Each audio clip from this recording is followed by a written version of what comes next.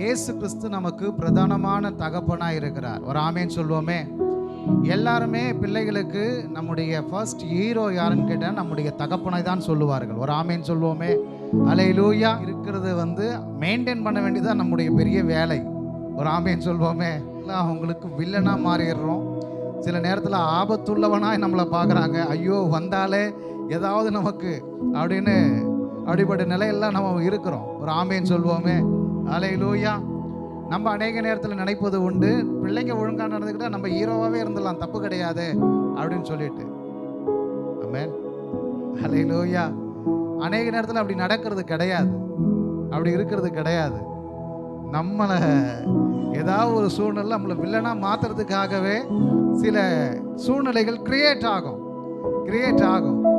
அது ஆகும் பொழுது அந்த இடத்துல ஞானமாய் செயல்படுகிறது தான் நம்ம ஹீரோவா வில்லனா என்று சூஸ் பண்ணுற ஒரு காரியம். ஒரே விஷயந்தான். அந்த விஷயத்தை பார்க்கிற கண்ணோட்டத்தில் நம்ம கையாளுகிற விதம்தான் நம்மை பிள்ளைகளுக்கு எப்படி காட்டுகிறது என்பதை காண்பித்து கொடுக்கிறது. இயேசு கிறிஸ்து பிரதான தகப்பன் என்று சொன்னேன். நம்ம செய்கிற வேலைக்கெல்லாம் அவர் கூப்பிட்டு ஒவ்வொரு முறையும் நம்மளை விசாரிச்சுட்டு இருந்தா நம்ம நிலைமை என்ன ஆகும்னு கொஞ்சம் யோசனை பண்ணி பாருங்களேன். நம்ம வேலை ஸ்தலத்தில் செய்கிற தவறு, போகும்பொழுது ட்ராவலில் எல்லா நேரத்துலையும் நம்ம செய்கிற சில மிஸ்டேக்கு, இதெல்லாம் அவர் கணக்கெழுதி வச்சு ஒவ்வொரு முறையும் கூப்பிட்டு டெய்லியும் நைட் ஆனால் கூப்பிட்டு நம்மளை விசாரித்தா எப்படி இருக்குன்னு கொஞ்சம் யோசனை பண்ணி பாருங்களேன்.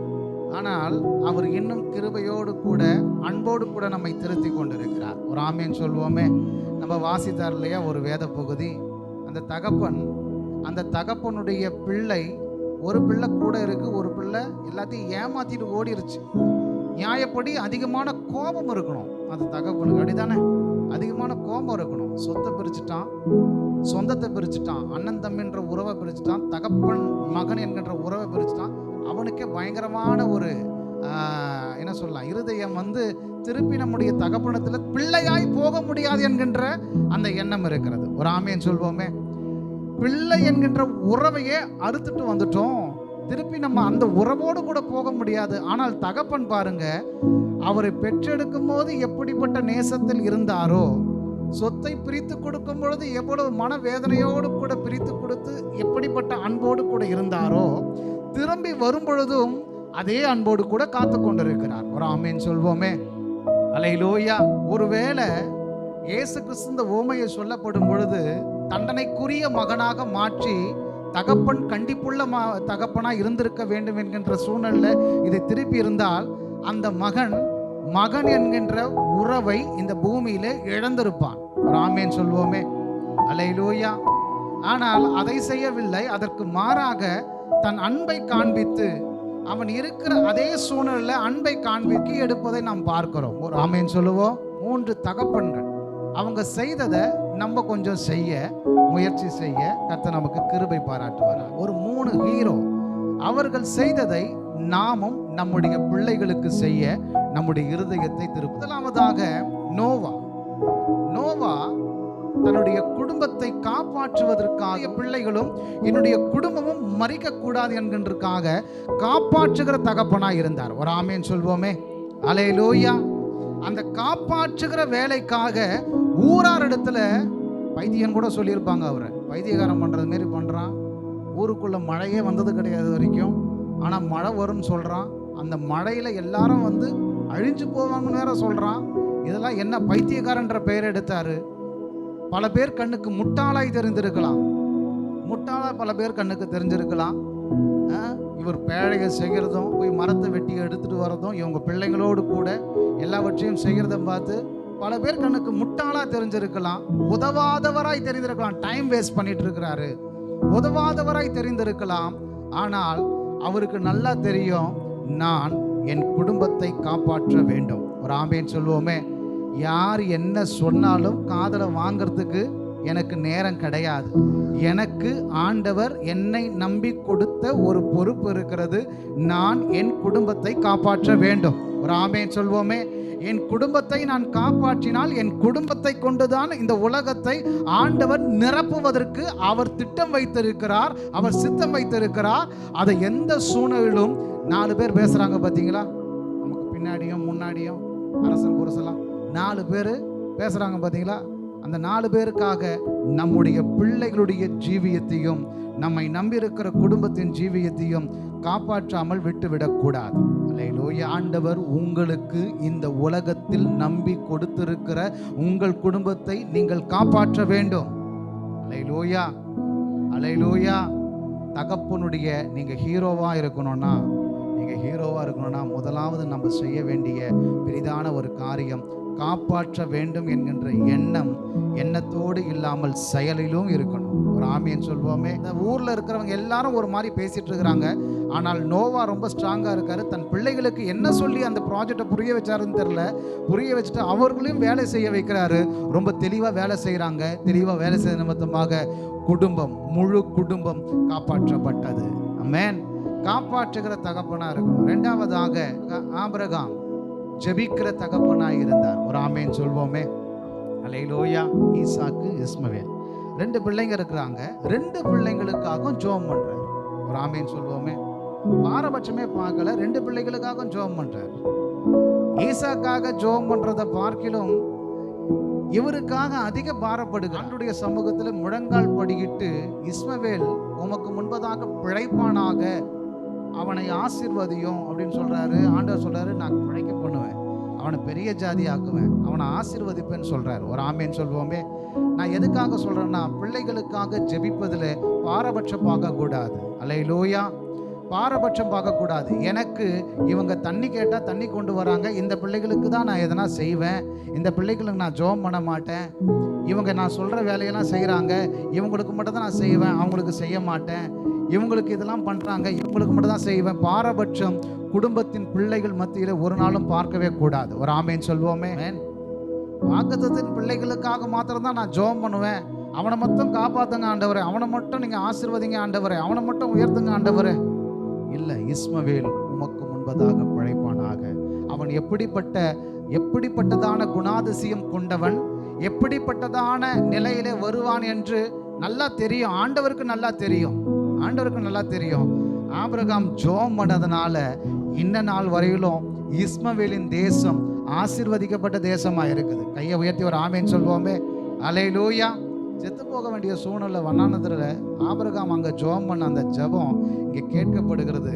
தாய் தன் பிள்ளை சாகுவதை, செத்து போகிறதை பார்க்க கூடாது என்பதற்காக ஒரு இடத்துல விட்டுட்டு ஓரமாக வந்து இந்த அம்மா அழுதுட்டு இருக்கு. தேம்பி அழுதுட்டு இருக்கு. வசனம் சொல்லுது, பிள்ளையின் சத்தத்தை தேவன் கேட்டார். ஒரு ஆமேன் சொல்வோமே. பிள்ளையின் சத்தத்தை கேட்டார். கேட்ட உடனே ஞாபகம் வந்துருச்சு, ஆபிரகாம் தகப்பன், இவனுடைய தகப்பன் இந்த பிள்ளைக்காக ஜெபம் பண்ணியிருக்கிறாரு, இந்த பிள்ளையை நான் காப்பாற்றணும். ஒரு ஆமேன் சொல்வோமே. இந்த பிள்ளையை நான் காப்பாற்றணும்னு இறங்கி அந்த பிள்ளைக்காக நீரூற்றை உண்டு பண்ணி அந்த பிள்ளையை காப்பாற்றுறது மாத்திரமல்லாமல் பெரிய ஜாதியாக உண்டாக்கி, எவரையும் ஜெபத்தில் நம்முடைய பிள்ளைகளை, நம்முடைய குடும்பத்தாரை, இவங்களுக்கு ஜெபம் பண்ணணும், அவங்களுக்கு ஜெபம் பண்ணக்கூடாதுன்னு பிரித்து பார்க்கவே கூடாது. அல்லேலூயா.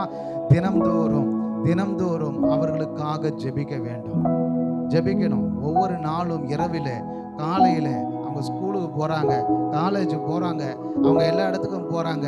நம்முடைய ஜெபம் அவசியம். தாயார்கள் வழக்கமாக ஜெபம் பண்ணுவாங்க, நான் நம்புகிறேன், விசுவாசிக்கிறேன். நீங்களும் ஜெபம் பண்ணணும். தகப்பனார்கள் அதிகமாக அவங்க ஜெபம் பண்ணுவாங்க, அவங்க பாட்டி ஜெபம் பண்ணுவாங்க, அவங்களுடைய சித்தப்பா ஜெபம் பண்ணுவார், ஊரில் இருக்கிற அவங்க மாமா ஜெபம் பண்ணுவார்னு நம்ம ஜெபத்தை விட்டுறக்கூடாது.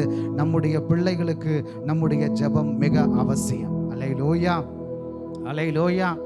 பிள்ளைகளுக்காக நீங்கள் பண்ணுகிற ஜெபம், அது இப்பொழுது நீங்கள் அந்த ரிசல்ட்டை பார்க்குறீங்களா இல்லையான்னு தெரில, சில நாட்கள் கழித்து அது வெகுவாக உங்களுடைய கையிலே வந்து ஆசீர்வாதமாய் நிலைநிற்க கர்த்தர் கிருபை செய்ய போதுமானவராக இருக்கிறார். நல்ல கையை உயர்த்தி ஒரு ஆமேன் சொல்வோமே. 3வதாக ஆசீர்வதிக்கிற தகப்பனாக இருக்கணும். அந்த பொசிஷனில் நம்மளை ஆண்டவர் வைக்கணும். ஒரு ஆமேன் சொல்வோமே. அல்லேலூயா. ஆசீர்வதிக்கப்பட்ட யாக்கோபு தன் பிள்ளைகள் எல்லாரையும் அழைத்து ஆசீர்வதிக்கிறார்களை, அனைவரையும் அழைத்து அவங்கள தனித்தனியா பேரா அவங்கள ஆசீர்வதிக்கிறார். அல்லேலூயா. அவர்கிட்ட ஆசீர்வாதத்தை வாங்குவதற்கு ஏங்கி காத்து கொண்டிருந்தார்கள். ஆமேன் சொல்வோமே. அல்லேலூயா. அதே போலதான் யாக்கோபும் ஏசாவும் சண்டை போட்டுக்கிறாங்க. எதுக்கு சண்டை போட்டுக்கிறாங்க? சத்தமா சொல்லுங்க, எதுக்கு சண்டை போட்டுக்கிறாங்க? ஈசாக்கின் கையினாலே ஆசீர்வதிக்கப்பட வேண்டும் என்று. தேவன் நம்ம இந்த உலகத்துல நம்முடைய பிள்ளைகளுக்கு நம்மை கொண்டு ஆசீர்வாதங்களை ஒரு கருவியாக ஆண்டவர் பயன்படுத்துறார். அல்லேலூயா. நம்மை கொண்டு ஆண்டவர் ஆசீர்வதிக்க சித்தம் வைத்திருக்கிறார். அந்த ஆசீர்வாதத்திற்கு நாம் பாத்திரராக உகந்தவர்களாக இருக்கணும். கையை உயர்த்தி ஒரு ஆமேன் சொல்வோமே. நம்மை ஆண்டவர் ஆசீர்வதிக்கப்பட்ட தகப்பனாய், அல்லேலூயா, முதிர்ச்சி அடைய எக்ஸ்பீரியன்ஸ், அனுபவங்கள் நமக்கு உண்டாக நாம் எதற்காக தேவன் என்னை இந்த பூமியிலே படைத்திருக்கிறார் என்கின்ற நோக்கத்தை முழுமையாய் அறிந்து கொள்ள வேண்டும். அல்லேலூயா. என் பிள்ளைகளுக்கு நான் ஆசீர்வாதமாய் இருக்கணும். என் பிள்ளைகளுக்கு நான் ஆசீர்வாதமாய் இருக்கணும். அல்லேலூயா. நான் ஆசீர்வதிக்கிற அந்த ஆசீர்வாதம் என் பிள்ளைகளுக்கு முழுமையாக போய் சேரணும். ஒரு ஆமேன் சொல்வோமே. அல்லேலூயா. அதற்கு நான் பாத்திரவனாக மாறப்படும் பொழுது ஆண்டவர் நம்மை ஆசீர்வதிக்க போதுமானவராக இருக்கிறார். அல்லேலூயா. இன்னும் நிறைய தகப்பன்களை எடுத்து சொல்லலாம். தாவீது சொல்றாரு, ரொம்ப ஸ்ட்ரிக்டா சொல்றாரு சாலமோனுக்கு, நீ அவரை பிடிச்சுக்கிட்டா அவர் உன்னை பிடிச்சுப்பார், நீ அவரை விட்டுட்டா அவர் உன்னை விட்டுருவார். அல்லேலூயா. ஒரு தகப்பன் பிள்ளைக்கு சொல்லுகிற சரியான ஆசீர்வாதம் இதுதான். ஒரு ஆமேன் சொல்லுவோமே. அடுத்த சந்ததிக்கு இது இருக்கு, அது இருக்கு, அது இருக்கு, இது இருக்கு, இதெல்லாம் நம்ம வைத்துக் கொள்வது நல்லதுதான்.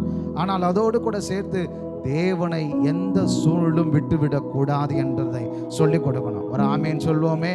அல்லேலூயா. ஏன்னா வருகிற சந்ததி அப்படிப்பட்ட சந்ததியா மாறிட்டு இருக்கு. நம்முடைய பிள்ளைகளுக்கு நம்ம அப்படிப்பட்ட காரியங்களை டீச் பண்ணும் பொழுது ஆண்டவர் நம்மை ஆசீர்வதிக்க போதுமானவராய் இருக்கிறார். அல்லேலூயா. நாம் நல்ல தகப்பன்களாய், நல்ல ஹீரோஸா நம்முடைய பிள்ளைகளுக்கு இருக்க கர்த்தர் நமக்கு கிருபை பாராட்ட போதுமானவராக. நம்முடைய ரெஸ்பான்சிபிலிட்டியை நம்ம கொஞ்சம் உணர்ந்து கொள்வோம். காப்பாற்றுகிற தகப்பனாய், ஜெபிக்கிற தகப்பனாய், ஆசீர்வதிக்க கூடிய நபருள்ள தகப்பனாய் நாம் மாறுவோம். நம்முடைய பிள்ளைகளுக்கு, நம்முடைய குடும்பத்திற்கு ஆண்டவர் நம்மை ஆசீர்வதிப்பாராக.